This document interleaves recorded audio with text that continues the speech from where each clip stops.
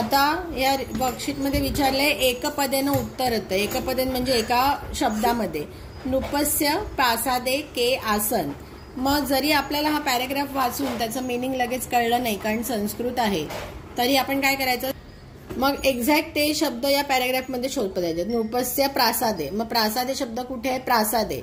मग काय आहे नृपस्य प्रासादे के आसन, कोण आहेत, बहवहा पशवहा. मग इथे आन्सर काय येणार, बहवहा पशवहा. बहवहा पशवहा. पशवहा. नेक्स्ट क्वेश्चन आहे नृपस्य नासिकायाम का उपविशत. मग आपण शोधायचं नासिकायाम कुठे वर्ड आहे, इथे, आणि उपविशत इथे. मग काय आहे इथे, एका मक्षिकाम. मग आपला आन्सर काय येणार, मक्षिकाम. मग नृपस्य कह प्रिय अभवत. मग आता अभवत कुठे, प्रिय अभवत इथे. मग आता काय आहे सेंटेन्स, तेषु पशुषु एकः वानरः तस्य प्रिय अभवत. म्हणजे कोण त्याला प्रिय आहे, एकः वानरः. इथे नुसतं वानरः लिहिलं तरी चालेल. ओके. आता नेक्स्ट आहे पूर्ण वाक्यानं उत्तरत. मक्षिका हंतुम वानरः केन प्रहारम अकरोत. म्हणजे मक्षिकेला मारायला वानराने केन प्रहार, कशाने प्रहार केला. मग आता केन प्रहार, आता प्रहारम अकरोत आपण शोधायचं कुठे, इथे आहे प्रहारम अकरोत. आणि केन काय आहे, केन म्हणजे तृतीय विभक्ती आहे. इथे कशाला तृतीय विभक्ती दिसते, खडगेनं. म्हणजे आता फक्त आपल्याला हा जो शब्द आहे क्वेश्चनचा, केन हा क्वेश्चनचा म्हणजे कशाने शब्द आहे, तोच फक्त आपल्याला रिप्लेस करायचा असतो. म्हणजे इथे काय येणार, आन्सर लिहिताना बाकी सगळं वाक्य तसं लिहायचं. मक्षिका हंतुम वानरः केन म्हणजे काय आहे, खडगेनं. मग शब्द इकडनं बघून तसाचा तसा लिहायचा, खडगेन. पुढचं हे असं लिहायचं, प्रहारम अकरोत. आणि संस्कृतमध्ये एंडला हा दांडा द्यायचा असतो, तो विसरायचा नाही. त्यामुळे फक्त हा जो तिकडे आपल्याला खडगेनं टाकायचे ह्याच्यातला बघून. म्हणजे जरी आपल्याला त्या ह्याचा अर्थ कळला नाही पॅराग्राफचा, तरी पण आपण त्याच्यातून आन्सर शोधू शकतो. आता खडगस्य प्रहारेण किम अभवत. मग आता किम अभवत. मग आता अभवत शब्द कुठे आहे, अभवत पण इकडे आहे आणि प्रहारेण पण आहे. मग काय झालंय, खडगस्य, मग काय लिहायचं, किम फक्त आपल्याला आन्सर लिहायचंय. मग काय झालं इकडे, नृपस्य नासिका छिन्न अभवत. मग इथे आन्सर काय येणार, खडगस्य प्रहारेण नृपस्य नासिका छिन्ना अभवत. ओके. मग आता नृपस्य काम छिन्न अभवत, परत इथेच आहे छिन्न अभवत. मग कामचं उत्तर काय येणार, नासिका. काम छिन्न अभवत, नृपस्य नासिका. आता काम आहे म्हणून नासिकाम छिन्न अभवत. नृपस्य नासिका, नाही तर आपण जसं इथे लिहिलं तसंच लिहूया, छिन्ना अभवत. ओके. नंतर आहे वानरः केन अविजयत. आता अविजयत शब्द कुठे आहे, इथे. अविजयत इथे आणि केन विचारलंय. मग केन तृतीय विभक्ती इथे कशाला लागली आहे, व्यजनेन. मग इथे काय लिहायचं, वानरः फक्त जो क्वेश्चनचा हे आहे तोच शब्द आपल्याला रिप्लेस करायचा आहे. वानरः व्यजनेन अविजयत. ओके. कळला. म्हणजे आता हे पॅराग्राफ पूर्णाचा पूर्ण अर्थ न कळता सुद्धा आपण हा क्वेश्चन सॉल्व्ह करू शकलो. ओके. आता नेक्स्ट बघूया. तस्य प्रसादे बहवः पशवः आसन. अत्र किम विशेषण पदम प्रयुक्तम अस्ति. आता विशेषण म्हणजे काय, की नामाबद्दल जो विशेष माहिती देतो तो. मग आता इथे नाम कुठलं आहेत, नाम कुठले आहेत, प्रसादे पण नाम आहे, प्रसादे म्हणजे घर. आणि पशवः काय आहे, पशवः पण नाम आहे. मग आता इथे कशाबद्दल विशेषण दिलंय, त्याच्या प्रसादाबद्दल काही सांगितलंय का, नाही. मग कशाबद्दल सांगितलंय, पशवः कसे आहेत, किती आहेत, खूप सारे पशु आहेत, बरोबर. मग त्याच्या प्रसादात खूप सारे पशु आहेत म्हणून काय आहे इथे विशेषण काय आहे, पशवः आहे विशेषण. पशवः काय आहे? पशु. पशु हे काय आहे? बहवः. हा, बहवा. पशु हे नाम आहे, त्याच्याबद्दल जास्त माहिती कशाने दिली आहे? खूप पशु आहेत. किती पशु आहेत? खूप. म्हणून इथे बहवः आन्सर येणार. एकदा नृपः सुप्त आसीत. आता इथे कर्तुपदम. कर्तुपदम म्हणजे काय? Who is the doer. मग वू शब्दाने काय आन्सर येतं? सुप्त. वू इज सुप्त. काय आहे इथे कर्तुपद? म्हणजे आता इथे हू इज द डुअर? नृप. कोण झोपलाय? नृप. म्हणून इथे नृपा येणार. ओके. आता तरी पण एकदा मी हे पॅरेग्राफ वाचून ह्याचा अर्थ समजवते. एकस्मिन नगरे एकः नृपा आसीत. म्हणजे काय? एका नगरामध्ये एक राजा होता. तस्य प्रसादे बहवः पशव आसन. म्हणजे त्याच्या महालामध्ये खूप सारे पशु होते. तेषु पशेषु म्हणजे त्या पशूंमध्ये एक वानरः तस्य प्रिय अभवत. म्हणजे एक जे वानर होतं ते त्याचे खूप प्रिय होतं. एकदा नृपः सुप्त आसीत. म्हणजे काय की हे नृप एकदा झोपला होता राजा. तदा सह वानरः व्यजनेन तम अविजयत. म्हणजे काय? तो त्याला पंख्याने वारा घालत होता त्या राजाला. तस्मिन काले एका मक्षिकाम नृपस्य नासिकायाम उपविशित. म्हणजे काय झालं की तेवढ्यात काय झालं की नृपाच्या नाकावरती एक माशी येऊन बसली. तेन सह वानरः क्रुद्ध अभवत. म्हणजे त्या वानराला राग आला, अरे माशी राजाला डिस्टर्ब करतेय. ताम मक्षिका हंतुम. हंतुम म्हणजे मारण्यासाठी. स खडगेनं प्रहारम अकरोत. म्हणजे त्या मक्षिकाला मारायला त्याने काय केलं? तलवार काढली आणि तलवारीने प्रहार केला. मक्षिका तो उडियम दूरम अगच्छत. म्हणजे माशी तर उडून गेली, पण किंतु प्रहारेनं नृपस्य नासिका छिन्न अभवत. म्हणजे माशी तर उडून गेली, पण काय झालं? राजाचं नाक पण तुटलं. छिन्न म्हणजे तुटलं. ओके. आता इथे काय विचारलं? अकरोत इत्यत्र कह लकारः असते. तर लकार म्हणजे काय? टेन्स. म्हणजे वर्तमान काळ, भूतकाळ आहे. आता ही गोष्ट आहे, बरोबर? गोष्ट नेहमी आपण कशात सांगतो? पास्ट टेन्स मध्ये सांगतो. मग आपण आता सध्या तुम्ही जे वापरतात ते लट लकार आहे, म्हणजे वर्तमान काळ आहे. त्याच्यामध्ये कसं गच्छामी, मी, वहा, महा असं क्रियापद वापरतात. इथे सगळीकडे काय वापरलंय? आसीत वापरलंय. म्हणजे मी, महा, मह कुठे आहे का? नाही. म्हणजे हे लट लकार तर नक्कीच नाहीये, आपले लट लकार नाहीये. मग हे लक्षात ठेवायला लागेल. भूतकाळाला काय म्हणतात? लंक लकार. लंका शब्द लक्षात ठेवायचा. म्हणजे हा कुठला लकार आहे? भूतकाळ. कुठली गोष्ट असली तर त्याच्यामध्ये नेहमी भूतकाळच असणार. आणि जर तुम्हाला असं दिलं आहे की ज्याच्यामध्ये तुम्हाला मी, वहा, महा हे दिसत आहेत, तर त्याच्यामध्ये काय येणार? लट लकार. ओके. आता नृपस्य नासिका छिन्न अभवेत. अत्र किम क्रियापदम. म्हणजे इथे क्रियापद काय आहे? मग आता क्रियापद काय असतं? म्हणजे वर्ब. मग आता वर्ब काय आहे?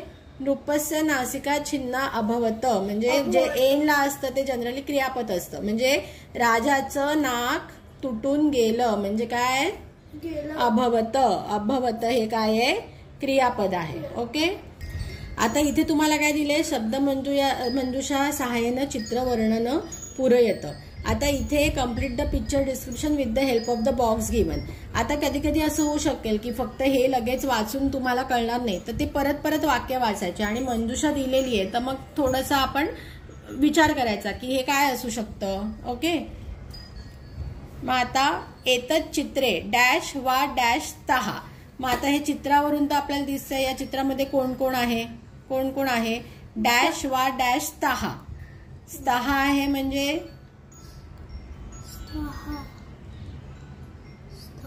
ती तहा अंती. म्हणजे दोन जणांबद्दल बोललंय. मग आता इथे काय असू शकतं? कोण काय? इकडे बालक आहे आणि बालिका. दोन जणांबद्दल म्हटलंय ना, असं पण आपण हे लावू शकतो. स्तहा क्रियापदावरून पण आपण विचार करू शकतो की इथे काय येऊ शकतं.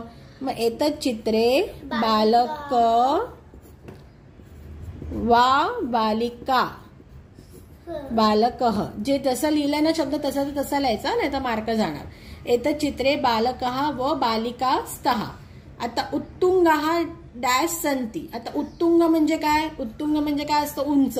मग आता इथे उंच काय दिसतंय? बघ मंजुषा, बघ. हा, उंच काय असू शकतं? पर्वत. मग उत्तुंगः पर्वतः संती. वृक्षेषु उपरी. उपरी म्हणजे काय? वरती. उपविशती. मग आता ह्या झाडावरती. वृक्ष म्हणजे झाड. झाडाच्या आसपास कोण दिसते आपल्याला? चटका. मग इथे येणार चटका. उपविशती. हे पण चटका एक चटका आहे आणि ती आहे, ह्याच्यावरून पण आपल्याला कळू शकतं. उद्याने बहवा डॅश संती, मग आता उद्यानेमध्ये काय असू शकतील? वृक्षाः.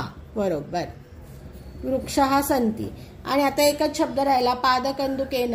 मग बालकः बालिकाच उद्याने डॅश खेलती, मग इथे काय येणार? पादकंदुकेन. जरी आपल्याला पहिले कळलं नाही पटकन अर्थ, कारण संस्कृत आहे, तुम्हाला नवीन आला की लगेच कळणार नाही. 3-4 वेळा वाचून घ्यायची ती वाक्य, मग पर्याय वाचायचे, चित्र बघायचं, त्याच्यावरून आपल्या लक्षात येईल की इथे काय करायचं आहे. ओके. आता पुढचं आहे अधोलिखित शब्दानं आधृत्य सार्थक वाक्याने रचयित. हे अगदी सोपं आहे. आता ह्याच्यामध्ये पण काय करायचं माहिती आहे? जनरली आता बघ, बालक आहे, बालक शब्द असला तर नक्की ते खेळण्याशी काहीतरी रिलेटेड असणार. शिक्षिका आहे म्हणजे काहीतरी पाठाशी रिलेटेड असणार. माता जनरली भोजनाशी रिलेटेड असणार. कपोत म्हणजे बर्ड आहे म्हणजे ते वृक्षाशी रिलेटेड असणार. आणि मग राहिलं कुठलं? सभागार. पण आता इथे वर्ब्स कसे डिसाईड करायचे? मग आता इथे बघ, बालकः, बालकः एकच इथे बहुवचन आहे, बरोबर? बालकौ बालकः. मग इथे बहुवचनाचं वर्ब कुठलं आहे? खेलंती. किंवा जर डायरेक्ट जर समजत असेल की बालक असेल तर जनरली काय करणार? खेलंती. नुसतं वर्ब वाचून जर आन्सर कळत असेल तर काहीच प्रॉब्लेम नाहीये. पण जर नसेल कळत तर मग त्या वर्बचं कुठलं एकवचन, बहुवचन, द्विवचन ते आपण लक्षात घ्यायचं. पण आता हे एकदम स्ट्रेट फॉरवर्ड आहे. मग काय येणार? बालकः क्रीडनकेन खेलंती. मग हे असं ॲरो दिलं की नीट कळेल, नाही तर जर सगळे आहे आणि हे असं ॲरो बिरो नाही द्यायचं, परीक्षेमध्ये पूर्ण वाक्य लिहायचं. मग बालकः क्रीडनकेन खेलंती, इथे नीट बघून लिहायचं म्हणजे कुठलाही शब्द आपला चुकणार नाही. मग आता शिक्षिका काय असणार? पाठम. आणि काय? पाठमला पाठयती, बरोबर? पाठयती म्हणजे शिकवते. जरी आपल्याला अर्थ नाही कळलं तरी साधारण सेम काय आहे ते बघायचं. माता काय आहे? भोजनम काय आहे? पाचयती. माता भोजनम पाचयती म्हणजे काय? बनवते. ओके. कपोतः वृक्षेषु. कपोत म्हणजे काय? कबूतर. वृक्षेषु उपविशति. कपोतः वृक्षेषु उपविशति म्हणजे काय? बसतो. यूयम सभागारम यूयम सभागारम गच्छथ. ओके. हे नीट असं लिहायचं. आता यूयमला गच्छत का आलं? कारण सीत हात. ओके. आता सपोज पाचयती आणि उपविशतीचा जर अर्थ नसेल माहिती तरी जे पहिले येत आहेत ते लिहून घ्यायचं आणि मग साधारण ते आपण थोडंसं कॉमन सेन्स वापरायचा. ओके. उपविशती शब्द इकडे पण आला होता, बरोबर? मग उपविशती म्हणजे काय होतं? इथे बसला होता पक्षी, असं थोडंसं त्याला लॉजिक लावायचं. ओके. आता पुढे, आता इथे पॅराग्राफ दिलाय ज्याच्यातून मंजुषान हे बघून लिहायचंय. परत सांगते की तुम्हाला पटकन काही शब्दांचे अर्थ कळणार नाही, ते जरा 2-3दा वाचायचे. परत त्याचे जे काय पर्याय आहेत ना तो पण 2-3दा वाचायचे आणि लॉजिक लावायचं. संताम जनानाम संगती कथयते. माता संताम जनानाम संगती. संगतीनंतर इथे सत्संगती येईल असं वाटत नाही. दुर्जनो कथयते. सत्ताम जनानाम संगती दुर्जनो कथयते पण नाही प्रॉपर वाटत आहे.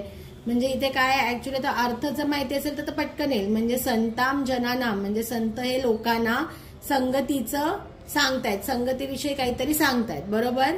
मग इथे अप्रोप्रिएट वर्ड काय आहे? विशेषः कथयते. काय आहे? विशेषः. थोडं काय आहे ह्या शब्दाचं लॉजिक लावायचं थोडंसं. ओके. आता सज्जनानाम संपर्केण मनुष्यः डॅश भवती. मग आता इथे काय असणार? सज्जनानाम जनरल काय वाटतंय?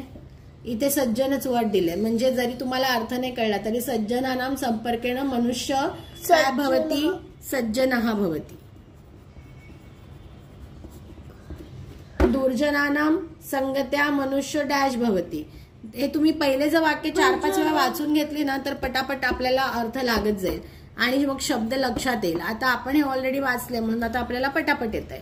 सज्जनानाम संगत्या मनुष्यः डॅश प्राप्नोती म्हणजे काय? सत्संगती. सज्जनानाम संगत्या मनुष्यः डॅश प्राप्नोती. तर इथे काय येणार? सज्जनांच्या संगतीने काय होतंय? मनुष्याला सत्संगतीही काय मिळते? सत्संगतीही प्राप्नोती. मग इथे सत्संगतीही शब्द लिहायचा. सत्संगतीही. तिकडे जागा नाही कमी म्हणून मी खाली लिहिला. बालक काय? संगत्या म्हणजे काय, बाल्यकले म्हणजे लहानपणी जशी संगत मिळेल तसं उन्नती प्रभावाभोवती, म्हणजे जी संगत मिळते त्यांनी उन्नतीसाठी प्रभाव पडतो. ओके, लगेचच येणार नाही, हे 4-5 वेळा वाचून घ्यावं लागेल. नेक्स्ट काय, मंजुषाया सहायता अवधोदत्तम संवाद पूरयत. इथे पण सेम आहे, जिथे जिथे संवाद पूर्ती येईल ना, पहिले सगळे सेंटेन्स वाचून घ्यायची, मंजुषा वाचून घ्यायची. आता माता हा मम भगिनी सायंकाले कुत्र, म्हणजे ती काय म्हणते, माझी बहीण सायंकाले संध्याकाळी कुत्र म्हणजे कुठे. आता कुठे आहे म्हणजे लगेचच आपल्याला कळेल न वाचता, पण कुठे म्हणले कुठे म्हणजे जातेच शब्द येईल, बरोबर. म्हणजे कुत्र काय येणार, गच्छती. गच्छती हा शब्द आपल्याला आलेला आहे. पुत्र तव भगिनी सायंकाले डॅश गच्छती. मग आपण बघितले की इथे म्हणजे काय लागणार, द्वितीय विभक्ती लागणार. इन जनरल आपण धड्याखाली बघितलं होतं. मग आता द्वितीय विभक्तीमध्ये इथे आपणम पण आहे आणि पाकशालायाम पण आहे. मग कुठलं लागेल ते कळण्यासाठी आपल्याला पुढचं जर आपण वाचलेलं असेल, पुत्र काय विचारतोय, आपणात सा किमकी मानयंती.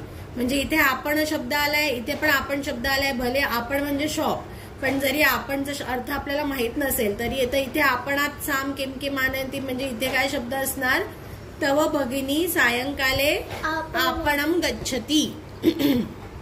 आपणम गच्छती. आपणात सा किमकी मानंती म्हणजे तिने काय काय आणले, तर आपणात सा शाकम दुग्धम. आता म्हणजे किमकिमचं इथे उत्तर दिलंय, म्हणजे एंडला काय शब्द येणार, हाच येणार, आनयती. आनयती आहे का मंजुषेमध्ये, तर आहे. म्हणजे काय येणार ह्याच्यामध्ये, आनयती. आता आपल्याकडे 2च वर्ड राहिले. पक्षामी राहिलं, पक्षामी वर्ब आहे आणि पाकशालाम आहे. मग आता इथे अद्य काय येणार, अद्य पाकशालायाम येणार, कारण इथे मध्येच वर्ब येणार नाही. मग अद्य पाकशालायाम, इथे लिहिते पाकशालायाम किम पचसी. मग पुत्र राहिला एकच शब्द, पुत्रा अद्य अहम पाकशालायाम सुपमोदनच पक्षामी. अजून काय विचार करणार, इथे पक्षामी आहे, अहम आहे, अहमला मी व हमच येतं, म्हणजे पक्षामीच येणार. जरी पक्षाचा अर्थ माहिती नसेल तरी वर्बचं आपण रूप बघितली तरी आपल्याला येतं. म्हणजे 2-3 प्रकारे लॉजिक लावून हे आपल्याला सॉल्व्ह करायला लागणार. हा लगेच नाही होणार, जरा 2-3 वेळा वाचूनच हा सॉल्व्ह करायला लागणार. ओके, एक खंड आपण सॉल्व्ह केला. आता पुढच्या व्हिडिओमध्ये आपण पुढचा खंड सॉल्व्ह करू. तर अशा आणि मोर व्हिडिओजसाठी आमच्या चॅनलला लाईक, सबस्क्राईब आणि शेअर करायला विसरू नका. थँक्यू.